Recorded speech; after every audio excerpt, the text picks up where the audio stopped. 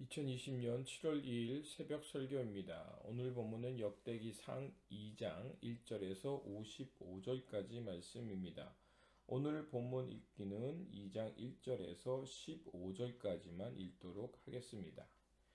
이스라엘의 아들은 이러하니 르우벤과 시므온과 레위와 유다와 이사갈과 스불론과 단과 요셉과 베냐민과 납달리와 갓과 아셀이더라. 유다의 아들은 에르와 오난과 셀라니 이 세 사람은 가나안 사람 수아의 딸이 유다에게서 낳아준 자요. 유다의 맏아들 에르는 여호와 보시기에 악하였으므로 여호와께서 죽이셨고, 유다의 며느리 다말이 유다에게 베레스와 세라를 낳아 주었으니 유다의 아들이 모두 5이더라. 베레스의 아들은 헤스론과 하물이요, 세라의 아들은 시므리와 에단과 헤만과 갈굴과 다란이 모두 5사람이요, 갈미아의 아들은 아가리니 그는 진멸시킬 물건을 범하여 이스라엘을 괴롭힌 자요. 에단의 아들은 아사랴더라.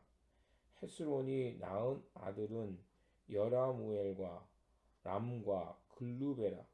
람은 암미나답을 낳고 암미나답은 나손을 낳았으니 나손은 유다 자손의 방백이며 나손은 살마를 낳고 살마는 보아스를 낳았고 보아스는 오벳을 낳고 오벳은 이세를 낳고 이세는 맏아들 엘리압과 둘째로 아미답과 셋째로 시므아와 넷째로 느다넬과 다섯째로 랍대와 여섯째로 오셈과 일곱째로 다윗을 낳았으며.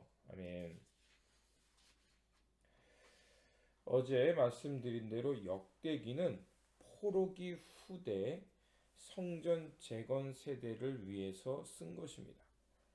그들에게 중요한 것은 더 이상 왜 우리가 진노를 받아야 합니까? 라는 질문이 아닙니다. 그들에게 중요한 것은 이제 바벨론 포로를 끝이고 이제 예루살렘으로 돌아온 그들에게 나는 누구이며 어떤 정체성을 갖고 살아야 하는지, 누구의 후손인지가 중요했던 것입니다. 그래서 역대기는 어제와 같이 계속해서 이름들이 많이 나옵니다. 역대기의 특징은 이스라엘, 하나님의 백성들이 과연 누구를 닮아 있으며 누구의 후손인가가 중요했던 것입니다.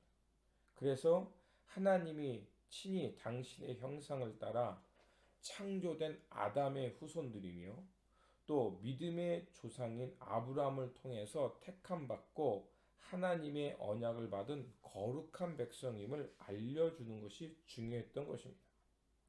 그리고 특별히 하나님의 거룩한 백성으로서 선택된 가계가 바로 이스라엘 혈통이라는 것입니다. 그래서 이스라엘은 12아들 중에서 특별히 유다 자손, 그리고 유다 자손을 통해서 다윗이 태어났다는 것을 말하고 있습니다. 그러면 왜 에서와 야곱 중에서 야곱의 이름이 이스라엘로 바뀌어서 오늘 본문에서 쓰여져 있는 것을 알 수가 있습니다. 그러면 야곱이란 이름은 뭐였습니까? 그는 속이는 자, 또 에서의 발꿈치를 잡고 나온 자라는 별명이 있었습니다. 야곱이란 이름은 결국 자기의 욕망을 위해서 사람을 속이는 사람, 남의 발꿈치를 잡아서라도 성공하고 싶어 했던 사람이었다는 것입니다. 그가 약복강 나루터에서 하나님과 겨루어 그의 이름이 이스라엘로 변화된 것입니다. 이스라엘로 변화되었다는 것은 이제 하나님을 의지하며 살 수 있는 사람이 되었다는 것입니다. 자기의 욕망, 자기 성공을 위해서 속이던 사람에서 이제 하나님 안에서 새로워져서 이제 하나님만을 의지하며 하나님께 자기의 운명을 맡기며 살 수 있는 사람으로 변화되었다는 것입니다.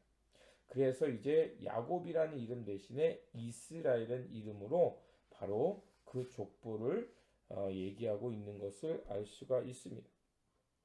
그런데 이스라엘의 장자는 루벤이었습니다. 그러면 루벤이 합당치 않으면 그 둘째 아들인 시므온이 장자의 직분을 이행해야 했습니다. 그런데도 불구하고 시므온도 레위도 다 장자의 명분을 갖지 못하고 바로 넷째인 유다를 통해서 하나님의 왕조, 다윗 왕조를 태어나게 한 이유가 무엇일까? 바로 이 이유는 구속사적인 맥락에서 족보를 기록하고 있음을 오늘 본문이 말해주고 있습니다. 그런데 본문을 잘 보면 유다 지파라고 해서 그들이 정직하고 올바랐고 하나님 앞에서 경건했다는 얘기가 나오지 않습니다.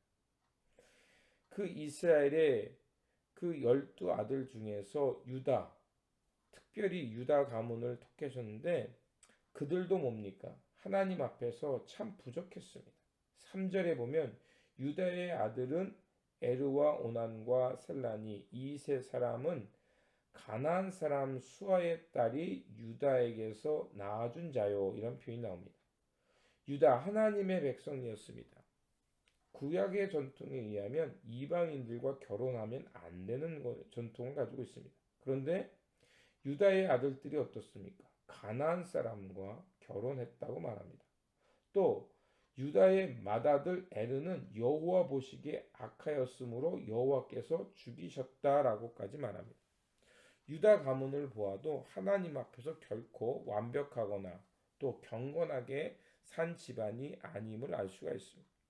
그럼에도 불구하고 하나님은 유다 백성들을 통해서 유다 가문을 통해서 왜 다윗이 태어나기까지 했을까요? 거기에는 바로 앞에서 말씀드린 대로 구속사적인 전통에서 이야기하고 있다는 것입니다. 결국 하나님의 구원, 하나님의 백성이 되는 것은 정통성 있는 혈통이 아니라 하나님의 은혜, 하나님의 은혜로 거듭난 백성들이 하나님과 새롭게 신실한 관계를 맺는 것 속에서 하나님의 백성, 하나님의 구원자가 나온다는 것입니다.